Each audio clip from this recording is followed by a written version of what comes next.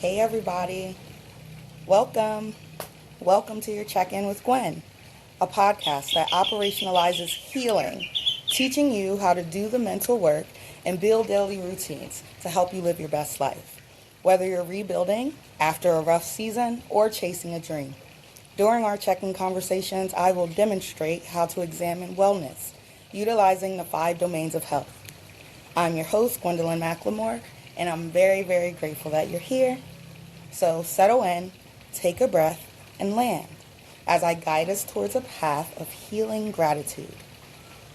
Hey y'all, your girl is outside, literally sweating, as you can see, chocolatey, as you can see. So I'm not going to tell you where I am because people are nosy, but I am out of America and it feels great. Let's get into it. Physically, I am feeling great, but I am moist, okay? Every day is like 90 something degrees. And this morning I did my Pilates, I ate a great breakfast. If you guys can hear the running water and the roosters and all the animals and all the signs of life, I just physically feel alive more than I've felt in a very long time. Mentally, I am in amazement. Like, I'm just astounded. Mentally, I am overwhelmed. I'm happy. I'm excited. And I'm just having so many moments of, I can't believe I pulled this shit off. And so it just feels great. Like, bleeding into emotionally, I'm calmer and happier and more energy than I've had in a very, very long time. I also just had a birthday, so your girl is feeling growner than ever. And so it's just a beautiful feeling. I'm feeling happy. I love Gemini season. I feel like the whole world comes alive. Socially, I think I'm a little worse for wear. It's very funny. We're going to get into it. But, socially, I am feeling jaded, maybe. I'm also feeling grateful for endings. Spiritually, I feel alive. I feel grounded. Spiritually, I feel connected to like the greater world, greater sense of humanity. And overall, I will give myself a solid, moist 9.0, okay? It is a good feeling. Let us get into it. I don't know how many of these I'm going to do this summer while I'm abroad. I'm going to be abroad throughout the summer. And so, I'll do a couple when I have the space and the time and the capacity. Before we get into it, if you guys have found that these episodes have been helpful, I see the videos growing in views and shares, and I am so, so, so grateful. So please continue to like, share, and subscribe. And we are going to jump into it. The title of this episode is like, why not me? If it has to be somebody, why not me? And this is an episode related to confidence and spiritually going after what resonates with your soul. So I've been out almost 2 weeks, and I've hit 2 countries so far, and I have 2 more to go. And within these 2 weeks, I've had so many moments where I looked around like, is this my reality?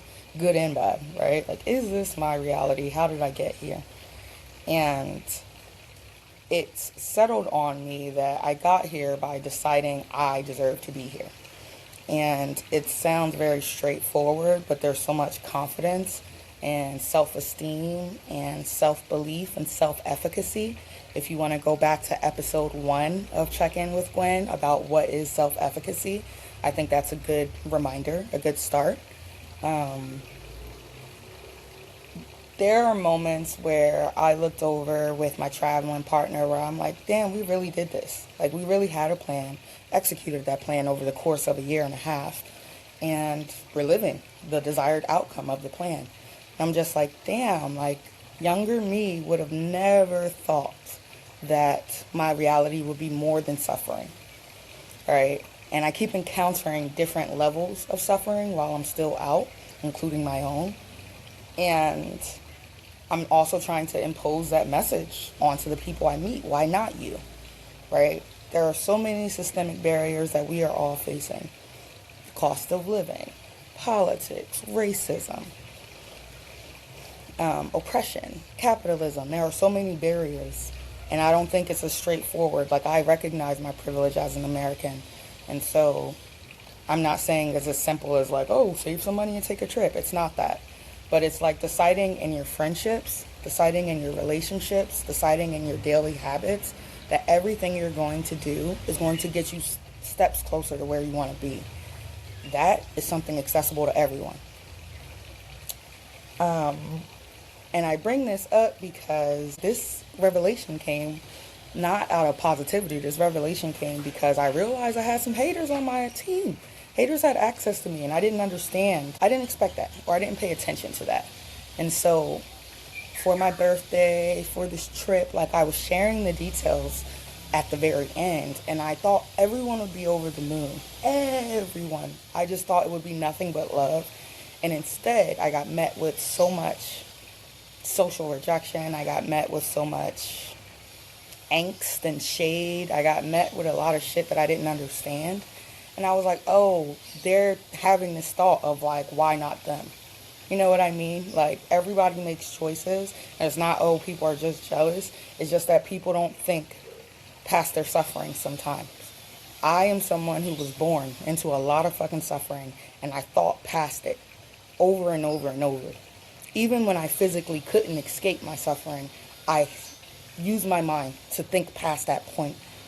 And I get when you're in survival mode, that's not easily accessible.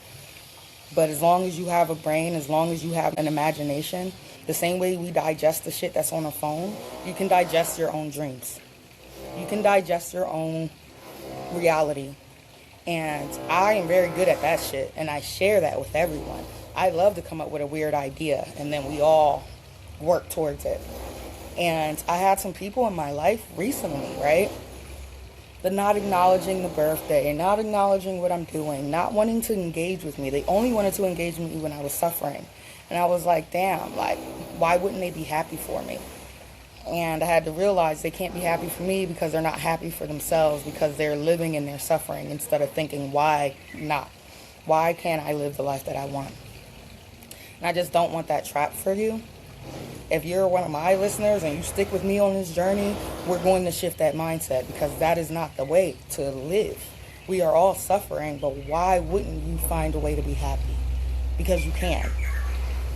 And I've had a lot of moments on this trip that were less than desirable. Okay, I had a lot of nut shit happen. And even still, I settled the end of my day being like, why not me is the other side of like, I deserve to be happy. Why wouldn't I deserve to be happy? And I hope that people have that as their baseline, right? Especially as the world is like going to shit. We need to think, why wouldn't I be happy? We are all bombarded with fake-ass images of stuff. Fake-ass images of lifestyles, fake-ass images of everything. And we watch these things and it's just like, oh, I'll never have that body. I'll never have that money. I'll never have that freedom. No. Why not you? You might have to take some different steps to get there, but you still get to get there. That's the first thought. The second thought is that, like I said, socially for me, it's been hard. I have a very limited amount of people that I share my day-to-day life and details with, and so many of them have revealed their hand as of late. And I took it as like, how don't I recognize the signs yet? But instead it's just like, you have to live your life for yourself, period. Like, I wasn't doing these things for anyone. You know what I mean? I was doing it because this is what I wanted for myself. Yeah. There's a lot going on. Construction and birds and shit, animals going crazy. I just want people to offer that question to yourself. That's the check-in tip of the day. Why not me? Like, why wouldn't I be able to access whatever I'm thinking of? And if your mind instantly goes to a negative place and you come up with all these negative answers, that's fine. Write them down. That's data. But then after that, what else is stopping you? And if you need help tapping in, right? Like, Coming up with a plan is not the first step of making a change in your life. It's not. The first step is recognizing that you want to make a change, right? Recognizing that something isn't working, recognizing that you don't have something you want to have. That's the first step. And as a mantra, even when I get deterred, that's what I tell myself. Why not me? Why wouldn't I be this person? What is stopping me except me?